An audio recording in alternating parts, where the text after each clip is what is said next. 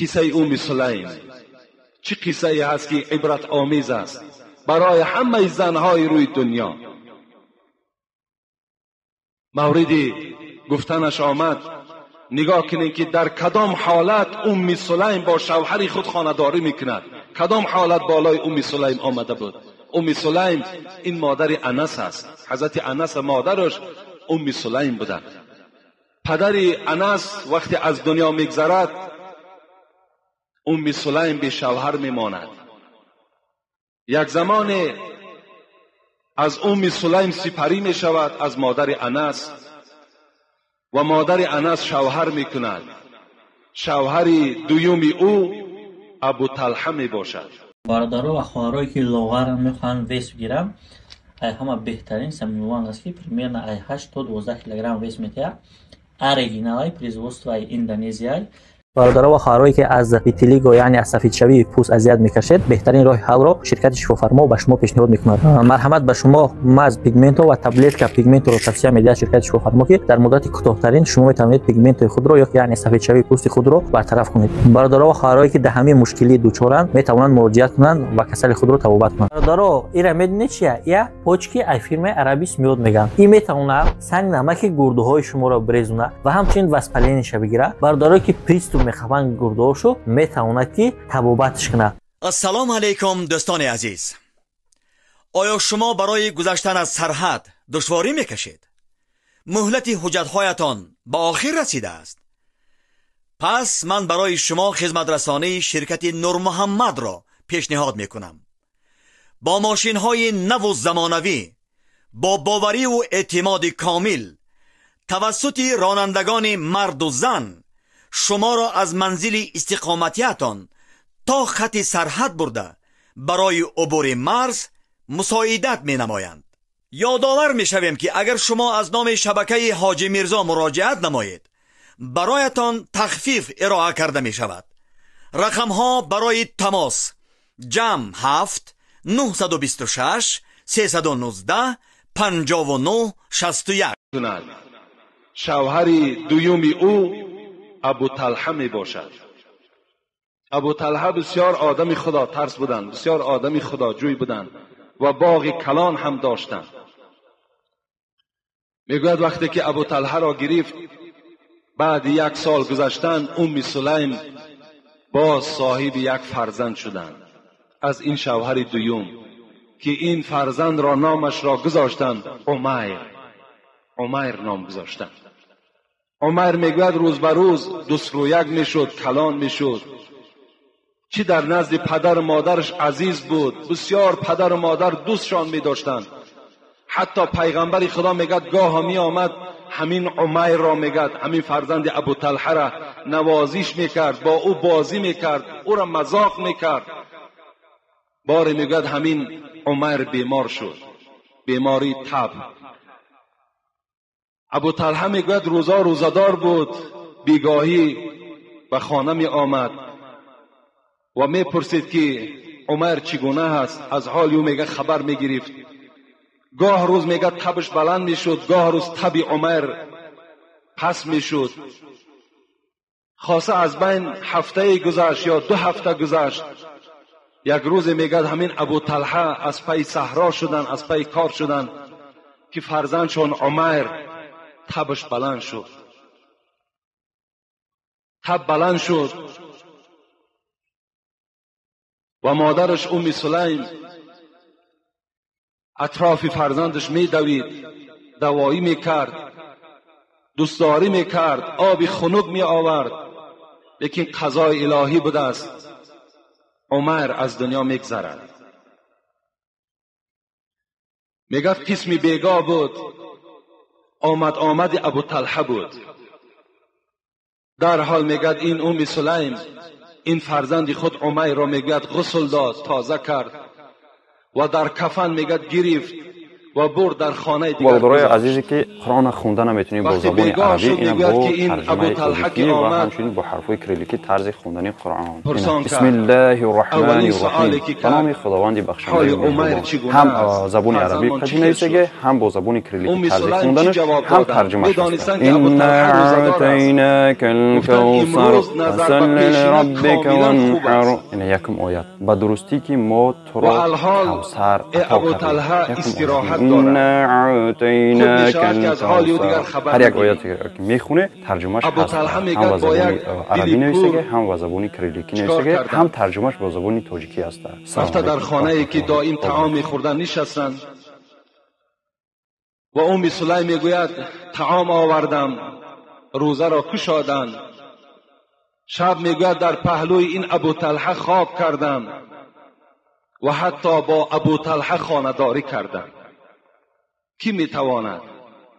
چگونه زن میتواند که در خانه‌ای که در پهلوی او هست، فرزند او وفات کردگی هست، یگانه فرزند او، در همین خیل حالت باز شوهر خود خدمت میکند، به شوهر سیر آشکار نمیکند. برای چی؟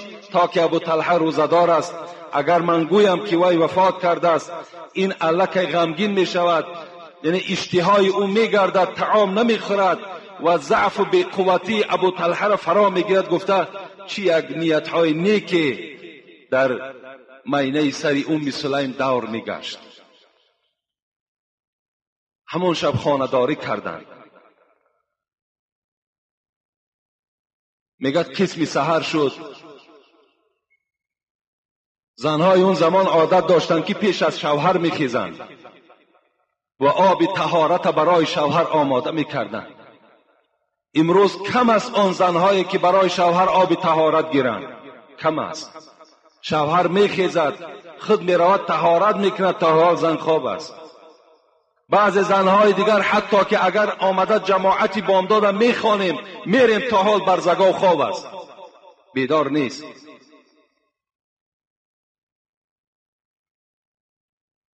اونها این عادت نداشتند. در حال میگد بیدار شدند، از پهلوی شوهر خیستند، به نیت آب طهارت خیستند. لیکن مادامی که مادر بودند دلشان طاقت نکردند. گفتند ابو طلحه گفتند اگر مبادایی که یگان کس یک ودیعت، یک امانت به ما و شما دهد، مثل خواه بیل است، خواه تیشه است، خواه لباس است، و یک مهلت برای او به ما و شما جدا کند، آیا او را گرداندن دادن لازم است یا نه؟ ابو طلحه گفتند البته امانت باید خیانت کردن در کار نیست. امانت چیزی هست که باید در حال به صاحبش گردانده شود. گفت ابو طلحه گو آگاه باش که امشب همون امانتی که فرزند ما و شما عمیر بود جان را به حق تسلیم کرده بود. من نخواستم که تو را آگاه کنم، زیرا تشویش بالای تو میشد. تو آدمی روزدار بودی، تو آدمی مانده بودی، از این خاطر من وی را غسل دادم، کفن کردم. الحال برای تو خبر میدهم. ابو طلحه میگوید غضبناک شدند، از جای خود خیستند و دوان نزد استاد خود، معلم خود، سرور خود، راهبر خود حضرت محمد صلی الله علیه و سلم روانه شدند. آمدن نزد پیغمبر شکایت کردند پیغمبر خدا این حالت دیروز بیگاهی بالای فرزند من رخ داد، لیکن زن من این حالت را برای من بیان نکرد، این چی میشده باشد؟ پیغمبر خدا گفتند خوش به حالت ای ابو طلحه که چی زنی مسلمان را تو صاحب هستی. امشب این خانه‌داری که شما کردین پیغمبر خدا به نور نبوت دانستند. گفتن از این نطفه شما، از این خانه‌داری شما به نهایت فرزند خوب به دنیا می آید. صحابه ها حکایت میکنند که وقتی پیغمبر از دنیا گذشتند این زن فرزند را تولد کرد به نام عبدالله، که بعد این عبدالله میگوید باز 8 بچه دیگر تولد شد، 9 بچه شدند که همه اینا حافظ قرآن بودند. همه این به خاطر چی آمد؟ به خاطر احترام شوهر آمد، احترام ام سلیم از برای شوهرش آمد. این 9 تا حافظ قرآن، این هزل نیست، این شوخی نیست. خداوند با همون زن نصیب میگرداند که اگر احترام شوهر داشته باشد، با قدر شوهر میرسیدگی باشد. چگونه زنهای خوبی بودند، چگونه زنهایی بودند که با شوهرهای خود این گونه معامله ها را میکردند. میگوید اسماء در حکایت صحابه میگذارد، اسماء میگوید فرزند یزید انصاری بود. بار میگوید نزد پیغمبر آمدم و گفتم پیغمبری خدا، پدر و مادرم فدای جان تو باد، من نماینده از بین زنها هستم، مرا نماینده انتخاب کردند و با پیش جناب شما روان کردند تا که از تو من سؤال دارم. گفتند چی سؤال داری ای اسماء؟ میگوید اسماء گفتند پیغمبری خدا، تو هم پیغمبری مردها هستی هم پیغمبری زنها هستی. گفت بله من هم پیغمبری مردها هستم هم پیغمبری زنها هستم. گفت ای پیغمبری خدا، امروز مردها نماز جمعه میخوانند، مردها نماز 5 وقته جماعت میخوانند، امروز مردها نماز جنازه میخوانند، امروز مردها عیادت بیمار میکنند، امروز مردها حج میکنند، امروز مردها عمره میکنند، امروز مردها از همه بزرگ جهاد میکنند و ما در خانه مستور هستیم، با ستر هستیم، در خانه نشسته هستیم، فرزندهای اونها را در شکم خود میبرداریم، شهوت اونها را میشکنیم، لباسهای اونها را میشوییم، لباسهای اونها را میدوزیم. ای پیغمبری خدا، بازم این مردها در ثواب از ما گذشتند. رسول اکرم میگوید طرف اصحاب گشتند، گفتند آیا در بین زنها چنین سؤال کننده را میابید یا نه؟ این سؤالی که این زن کرد آیا از زبان هیچ زن شنیدگی هستین یا نه؟ گفتند نه پیغمبری خدا، اولین سؤالی است که ما از زبان اسماء شنیدیم. رسول اکرم چی گفتند ای اسماء؟ گفتند رفتن نزد همه آن زنهایی که تو را برای خود نماینده انتخاب کردند، با همه زنها آگاه کن که اگر زن جهاد کند، اگر چی مقدار ثواب گیرد، شما هم همون ثواب میگیرین، در حالتی که اگر احترام شوهر داشته باشید.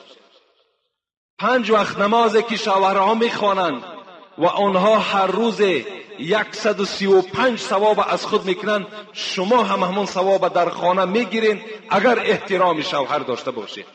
اگر شما شوهر قبول کنین، با زبان خود آنها را آزار ندهین، با چهره های ترش خود دماغ اونها را ویران نکنید، شما هم همون ثوابی که امروز مردها چه از حج باشد، چه از عمره باشد، چه از نماز باشد، شما هم صاحب میشوید وقتی که اگر احترام شوهر داشته باشید. لیکن هزار افسوس، امروز شوهرها را میبینی بیچاره‌ها چه عرابه میکشند، چه ماشین میشوند، چه در قدهای راه خدمت مردهای دیگر را میکنند. یعنی همه برای بهبودی زندگی هست. یکی وقتی بیگاه می رود، شاید بیچاره به 1 سامان رود، شاید به 2 سامان رود، شاید به 5 سامان رود، شاید روز هیچ برار نشود، بی پول رود. لیکن از آزار زنها چه مشقتی دارد.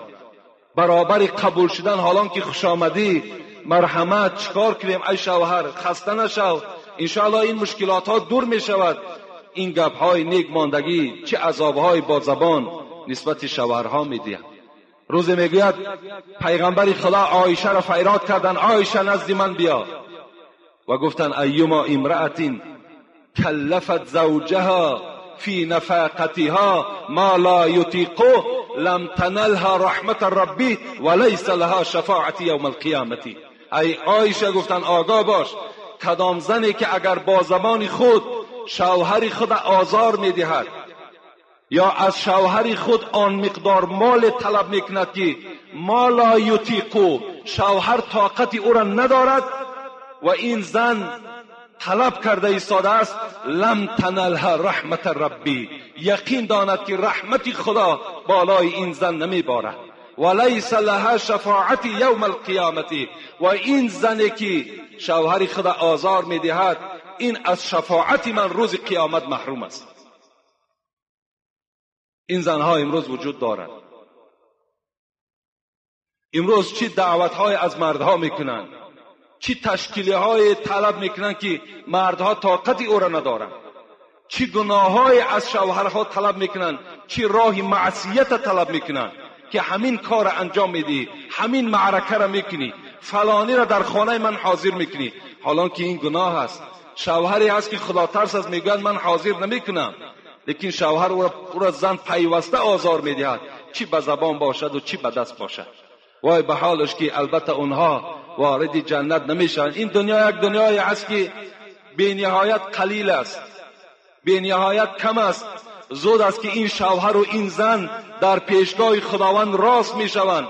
اون حالت این زن 1000 پشیمان که شود، دیگر پشیمانی نزد آتش دوزخ هیچ فایده ندارد.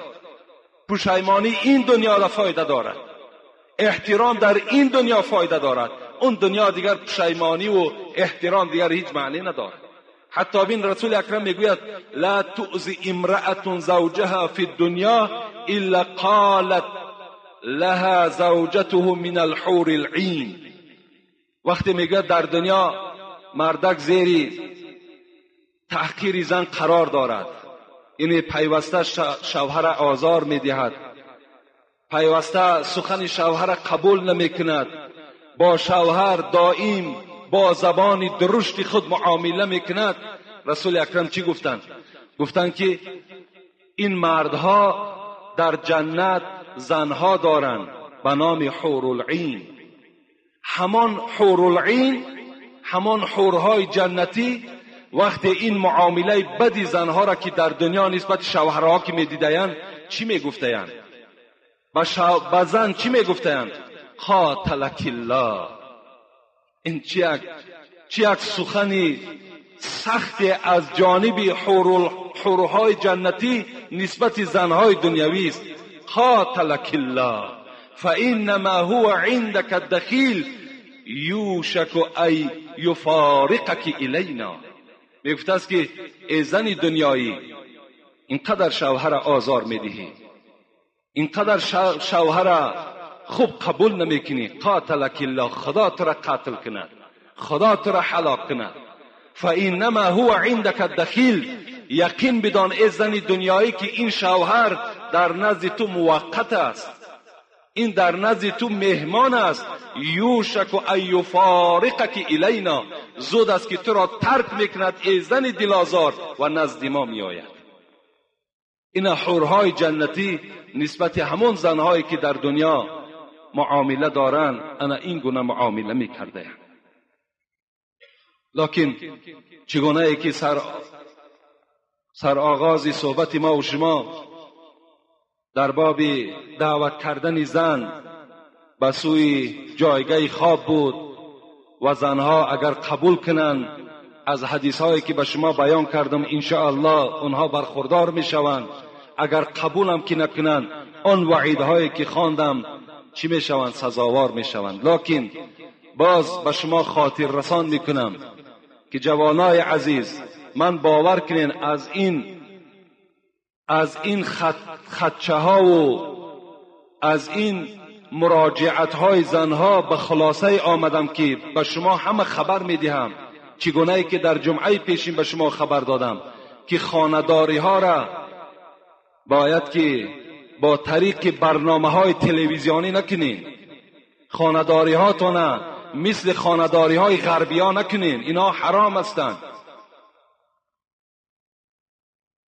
شما تقلیدی به مردم غرب نکنید. ملت را رفت چون آیین زده است، ملت را رفت چون آیین زده است، مثل خاک اجزای او از هم شکست. هستی مسلم ز آیین است و بس، باطنی دینی نبی این است و بس. خدا رحمت کند محمد اقبال لاهوری را. میگوید از مردم غرب شما پیرو نشین، آن دین و آیین و آن رسم و اصولی که داشتین با او رفتار کنین، با آنها شما معامله نکنین، با گفتار و کردار آنها شما چکار نکنین؟ رفتار نکنین. رسول اکرم میگوید سبعتون لا ينظر الیهم الخالق ولا یزکیهم و یدخلهم النار. گوش اندازه به نهایت وعید سخت از جانب پیغمبر خدا خبر دادن. برای کی؟ 7 طایفه گفتن پیغمبر. 7 طایفه هست که خداوند در روز قیامت به اینها نظر نمی کند. در روز قیامت اینها را وارد جنت نمی گرداند و اینها را پاک نمی گرداند و اینها را وارد دوزخ می گرداند. این حدیث شمس الدین ذهبی در کتاب کبائرش آورده است در باب لواطه. میگوید این 7 طایفه کیها هستند؟ یکم الفاعل و المفعول به. پیغمبر گفتند فاعل و مفعول، کننده و کرده شده، یعنی 2 مردی که بچه بازی میکنند، کننده و کرده شده هر دو در آتش دوزخ هستند. شمس الدین ذهبی را خدا رحمت کند میگوید وقتی که میگه مرد بالای مرد میبراید، روایتی هست عرش پروردگار میگوید در حرکت می در آمده است، عرش الهی میگوید می جنبیده است و خداوند میگوید چنان غضبناک میشده است از عمل این 2 مرد که حتی میگوید غضبش نزدیک است که آسمان را بر زمین بچسباند. لیکن همون حاملان عرش، ملائکه هایی که در اطراف عرش هستند، اونها میگوید چنان به شتاب سوره اخلاص میخوانند، قل هو الله احد الله الصمد لم یلد ولم یولد ولم یکن له کفوا احد. فقط صفاتهای خداوند میخواندند، چنان زیاد میخوانند که حتی که میگوید آهسته آهسته غضب خدا خاموش میشده است وقتی که مرد بالای مرد میبراید. حضرت عیسی میگوید وقتی من به پیش یک قبر گذر کردم، نگاه کردم که 2 جوان بی نهایت عذاب دارند. معجزه حضرت عیسی هم همین بود که از حال قبر خبردار بودند و از خداوند هر چی طلب میکردن خداوند برای اونها عیان میکرد. میگوید پرسان کردم ای 2 جوان برای چی شما در این عذاب گرفتار شدین؟ میگوید عذابشان این گونه بود، یک تای همین جوان میگوید مثل آتش میشد، حمله به سوی دیگر میکرد، وای میسوخت، عذاب میکشید. باز یک زمان پس همون به جوانی رفیقی که سوختگی بود، وای باز شکل آدم میکشود، وای آتش میشود، باز اینش میسوزاند. وقتی پرسان کردیم گفتند ما هر دو در دنیا با خواهش یکدیگر بچه بازی میکردیم، یعنی وای مرا استفاده میکرد، من وای را استفاده میکردم. امروز عذاب ما تا روز قیامت همین است که وای مرا میسوزاند، من وای را میسوزانم. چه یک عمل زشتی هست. امروز همین عمل زشتی که پیغمبر خدا 1000 و قریب 500 سال پیش یاد کرده است، امروز در بین مردم ما و شما وجود دارد. اگر شما آگاه باشین، در ماه می بود وقتی در حکومت مجلس شد، از لیلی کوتل 2 آدم آورده محکم کردن، یک تاش بچه 5 ساله، یک تاش بچه 19 ساله. هم لیلی کوتل ما و شما، همون کودک که رسیده است وای با بچه امکش بوده است، همون کودک 5 ساله را رسیدند که وای کودک دیگر بیچاره هیچ جای آبادش نمانده است. لیکن حکومت باز غمخوار همین بدبخت کرده است، 8 سال وای از حقوق آزادی محروم کرده است. اسلام چی میگوید؟ اسلام میگوید بچه باز کشتن در کار. با 3 راه فقهای ما و شما گفتن، صاحبان مذهب، یکی گفتن با شمشیر کشتن در کار، دیگری گفتن نه، هر دی اینها را به آتش سوزاندن در کار در دنیا. حضرت امام ابو حنیفه صاحب مذهب ما و شما گفتن اینها را از بلندی پرتافتن در کار. چقدر جای بلند میابین از بلندی میپرتاینشان. این است گفتن جزای اینها. اینم از کجا آمد؟ همین بچه بازی هم از مردم غرب آمد. من باوری دارم که همه شما تلویزیون نگاه میکنین، 1 هفته هم نگذشته است در پارلمان اسپانیا قبول شد که بچه را نکاح کنه، درست است. امروز 5000 نفر مردها در شهر اسپانیا یکدیگر را در نکاح خود در آوردند. 5000 نفر. باز رئیس همون جمهورش خرسندی دارد که من از روزی که رئیس جمهور شدم چی یک اقدام نیکی را در بین ملت مهوی کردم کشادم. چیکار کرده است؟ دو مرد را اجازت داده است که یکدیگر را در نکاح یکدیگر درآورند. این قبلا در نیدرلند هم بود، در ایتالیا هم بود، در بلژیم هم بود، لیکن امروز اسپانیا باید قبول کرد. آزاد، مرحمت. ما و شما باید که به نعمت اسلام شکرانه کنیم. همه این افعال بد و کردار بد و شوم برای ما و شما اسلام آگاه کرده است. این نعمت خیلی قیمتی است که خداوند برای ما و شما نصیب گردانده است. حتی در همین زیرکی هم همدانی هم یک جوان از یک آدمی که بیچاره عقلش نمیرسیده است به همون رسیده بود، هم نزدیکی داشتگی هست. اون بیچاره عقل نداشته است، لیکن 7 سال از این جوان کننده باز کلانسال بوده است. این معامله ها الحال در بین مردم ما و شما وجود دارد. اسلام ببینید میگوید که اگر ما خلا رجل بامرأتین الا کان ثالثهما الشیطان، اگر وقتی مرد با یک زن بیگانه در یک خانه می نشینند یقین دارند که سیوم اونها شیطان می شود. یعنی چی زنی همسایه باشد، چی همسینفش باشد، چی خیشش باشد، وقتی در یک خانه که تنها نشستند حتمی در وسواس شیطان گرفتار می شوند و اونها دست به زنا می زنند. اسلام میگوید جوانی که اگر زیبا باشد، بیریش باشد، ویم حکم زن را دارد، باید با وی در یک جا نشینی. حضرت عبدالله ابن عمر میگوید وقتی در راه نشسته بود نگاه کرد که یک امرد میگویند، عربها امرد میگویند، جوانی بیریش را امرد میگویند. میگوید یک جوان خیلی زیبا آمده ایستاده بود. در حال حضرت عبدالله میگوید خانه در آمدند، در را بستند. وقتی این میگوید امرد، این جوان از پیش خانه عبدالله که گذشت باز در را کشادند. رفیقای او پرسیدند چرا خانه در آمدی باز بر آمدی؟ گفت یک فتنه از بالا آمده ایستاده بود. پیغمبر خدا گفته بود که کدام جوانی که زیبا صورت است، ریش ندارد، شما همراه او یک جا ننشینید. بین این حکمت های پیغمبر خدا را بین که امروز دو جوانی که یک جا میشوند حتمی به این کار دست داده ایستادند.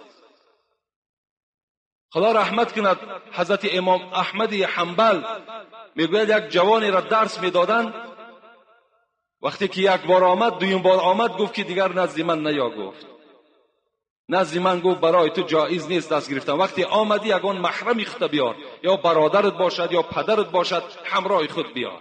حضرت امام ابو حنیفه میگوید این جوانها را، یعنی چهره خود به او طرف میگرداند و این جوانها از پس می نشستند درس می گرفتند تا که همین فتنه شیطانی در بین اونها پیدا نشود. اما پیغمبر گفتند یکم کسی که در لعنت خدا گرفتار است، انا همون کسی است که در دنیا بچه بازی میکنه، که با این وعیدهایی که الحال گفتم اونها گرفتار میشوند. و دومش کی است؟ دومش پیغمبر خدا گفتند و ناکح بیدی، کسی که با دستی خودش حرام میکنه. اینها هم گفتند در لعنت خدا گرفتار هستند و روز قیامت از عذاب خدا خلاص نیستند. حتی رسول اکرم که در همین شمس الدین ذهبی را باب لواطه گفته، یک باب دارد در همین کتابش، میگوید کسانی که با دست خود در دنیا خودشان حرام میکنند، اینها روز قیامت دستاشان حامله دار میشود. مثل زنی که حامله دار میشود، دستای اینا حامله دار میشوند و مردم میفهمند که اینها در دنیا جوانهای بودند که با دست خودشان حرام میکرده. اینا در میدان قیامت شرمنده میشوند. رسول اکرم میگوید کدام جوانی که یا معشر الشباب من استطاع منکم باءة فلیتزوج، کدام ای جوانی که کدام قدرت دارین، پیغمبر گفتند شما زن گیرید، فانه احسن للبصر اغض للبصر و احسن للفجر، زیرا که ناموس شما را این زنداری شما چشم شما را، ناموس شما را محافظت میکند. و من لم یستطع، پیغمبر گفت کدام جوانی که اگر قوت زن گرفتن ندارد فعلیه بصوم فانه له وجاء. این بخاری روایت کرده است. پیغمبر گفتند که مادام جوانی که قوت زن گرفتن ندارد با دست خودش را حرام نکند، بلکه وی روزه گیرد. گفتم پیغمبر زیرا روزه گفتند وی را شهوتش را میشکند، شهوتش را نابود میکند.